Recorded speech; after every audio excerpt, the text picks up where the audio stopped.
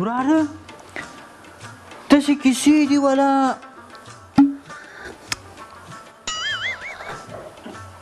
ها دروازه څوک ټکوي ورسه څوک ده زنده څنګه ښې جوړې زنده موږ تر کونډه تیز تیز ورته غږېږه راځه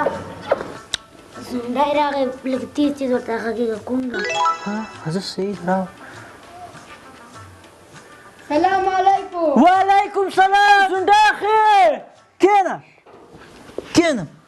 څنګه ښې جوړې ولا خیر مه ته څنګه یې ښې کراري ده ولا کراري ده کول کړي کې خیرات ده ولا کراري ده شکر تاسې ښه یې ولې تیز غږېږې ته ولې تیز غږېږې ته خو کوڼې که نه کوڼ خو ته کوڼ خو ته چا ویل زه کوڼ یم تا راته ویل که ما نه چا ورته چې دی کوڼ ده ما ته خو همدغه خلسارې ولې ما خو دغسې ټوکه جوړوله کېنه خدای دې ونه وایه ټوکې سره ښه نورې څه غواړې د خیرات خو به یي ولا کلاره مرۍ مې داسې وتښېده زه خدای چېرته وې دا ډېر وخت بیخي ښکارېدې نه زه خو تللی وم جرمني ته کله راغلی جرمني نه ولا د دومې میاشتې په 10 تاریخ باندې راغلم نن خو دویمې 15 تاریخ ته ته څنګه راغلې هغه د 15 هغه د څه ته وایي ما لږ بیړني کارونه ول لږ ځکه داسې په زر راغلم پوه شوې ما خو دلته ډېر ضرورتي لږ بیړې کارونه مې ول داسې ځکه لږ وختي راغلم ما ته خو به د یوه شامپو راوړې هلته ټولې کچۍ خارج والا اصلي شامپو چې شامپو پېژنې ما ډېرې څښلې دی وایي پېژنې اوس مې ذهن ته نه راځي پوه شوې ډېره ښه انرژي اکثر مینځلو شامپو ورته ښیم پېژنې که نه ښه هغه یاره د موږ د هغه واده و د بډک 2.5 کیلو مالګم کې صرف مالګم 2.5 کیلو کې مصرف کړه داسې واده و په زړه کېږي دی که نه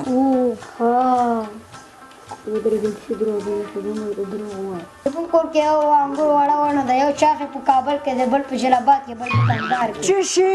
دومره ونه یي یاره تاسې به دا 2.5 کیلو کې راکم شوی نه ولا په ترکیه هم درته وراړو چای خو ډېر ښه چای ده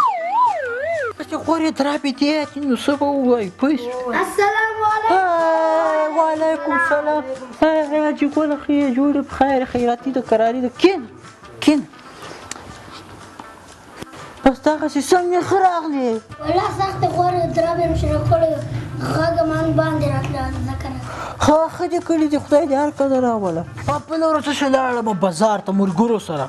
ملګري مې هم ځان سره بوولي وو بل راځئ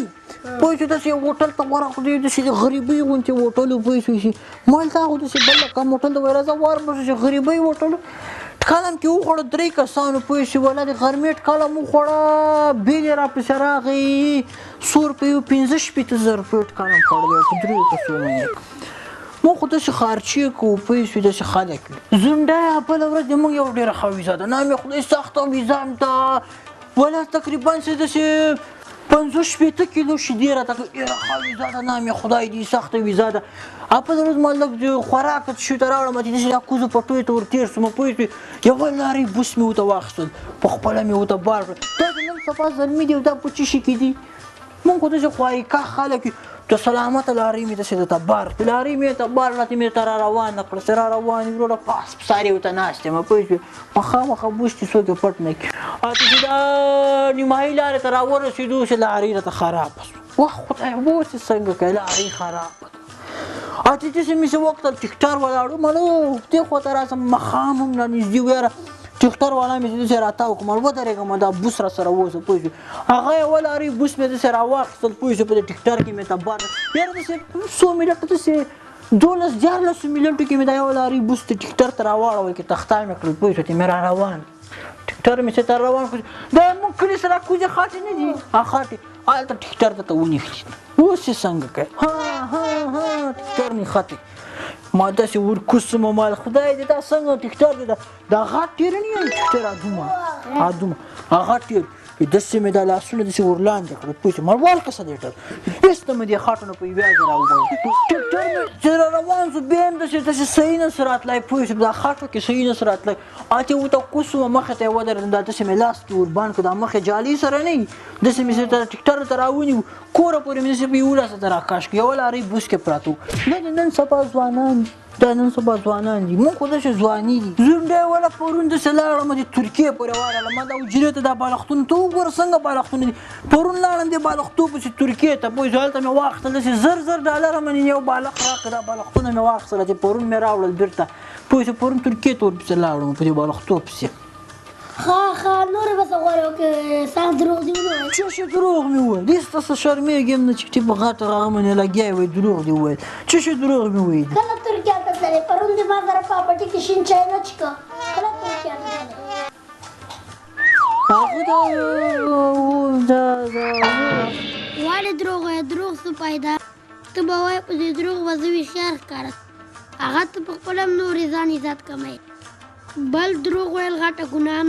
یوه پیره سي چاته دروغجن سي بیا کار څومره ځان رښتینی بیا ځل یې هومره خپل ځای نه سي موندلی ته خو مشر سړی تا سره خو دا دروغ بیخي ښه نه ښکارېږي هو والا بیخي ښه خبره ده وکړه به دا ځینې وخت چې عادت جوړ شي دا دروغ ډېر خلک یې عادت یې جوړ شوی بس انشاءالله دا عادت به نور ختموم او انشاءالله نور دروغ به نه وایم او ډېره ښه خبره دې وکړې دې په خوشحالۍ کې به راځئ دې بس دوی حاجي ګل کره به ورسو ښه چای به ورمنې وچ کړي دې په خوشحالۍ کې به ښه چای رامنې وچ کړي راځئ